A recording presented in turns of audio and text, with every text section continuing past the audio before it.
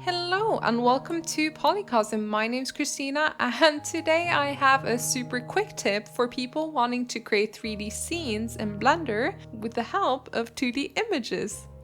I use this method in my professional work in regards to cover artwork specifically. You can also use this method to turn a 2D concept sketch like this one into a 3D blockout. And if you want to go the extra mile, use that drawing as a texture through projection mapping.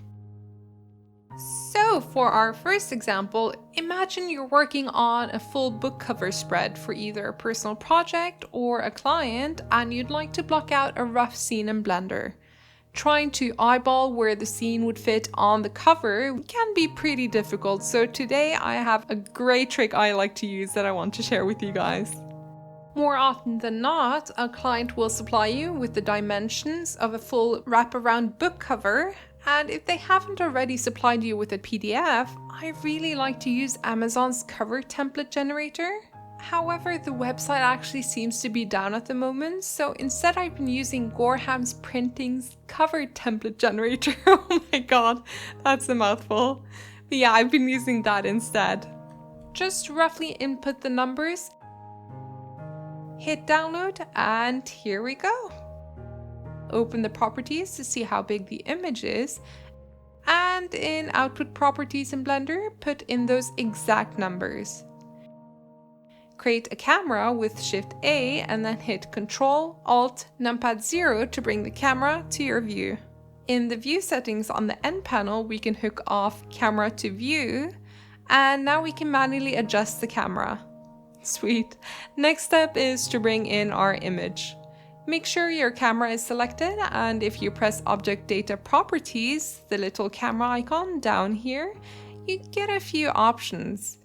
If we hook background images and expand the menu, we can see that we can import an image.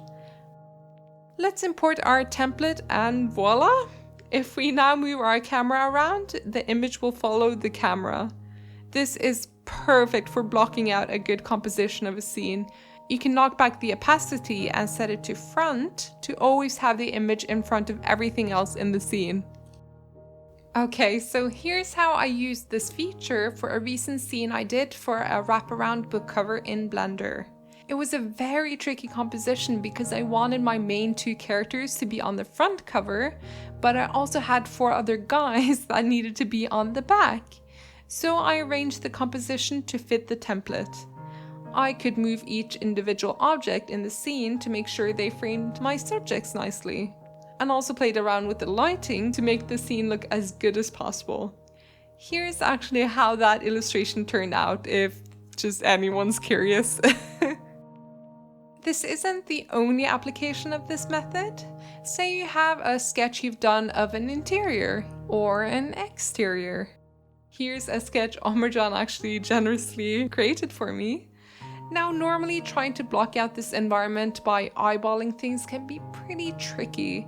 Instead of trying to manually match the perspective, I highly recommend fSpy. What fSpy does is give you the option to drop in a photograph or a sketch and use the vanishing point axes. You can place them wherever it makes sense, like along straight edges, and fSpy will actually calculate the perspective for you. Now move around this little 3D guide gizmo and you'll see it matches the perspective perfectly. You can also choose box mode, which gives you a little box that you can move around, making sure that the perspective looks just right. Once you're done, hit File, Save As, and call your file whatever you want. Next, install the fSpy Blender add-on by downloading the zip folder linked through the official website.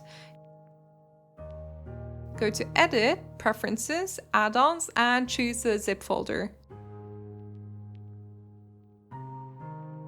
Hook the box to activate it. And now if you head over to File and Import, you should have an option to import fSpy files. Press that, choose your file, and voila!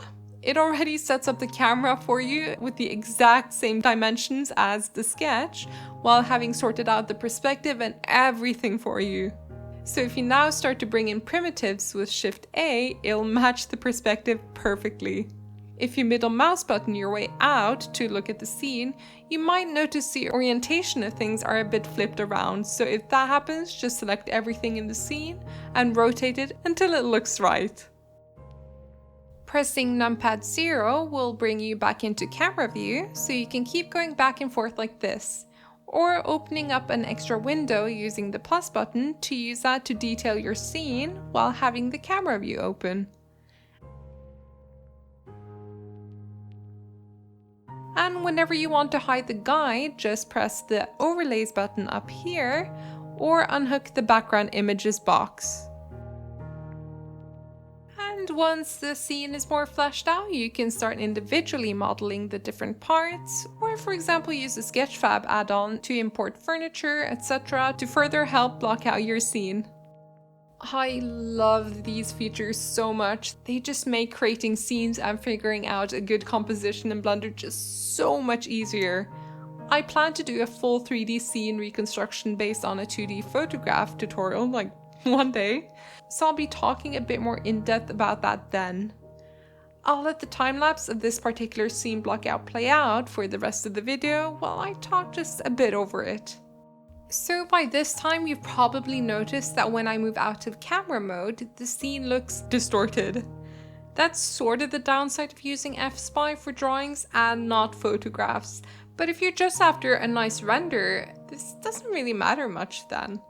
However, if you want to maybe use different camera angles, or if you want to import models and have them look correct, all you need to do towards the end is just sort of squash the entire scene together in one axis until the proportions seem more natural.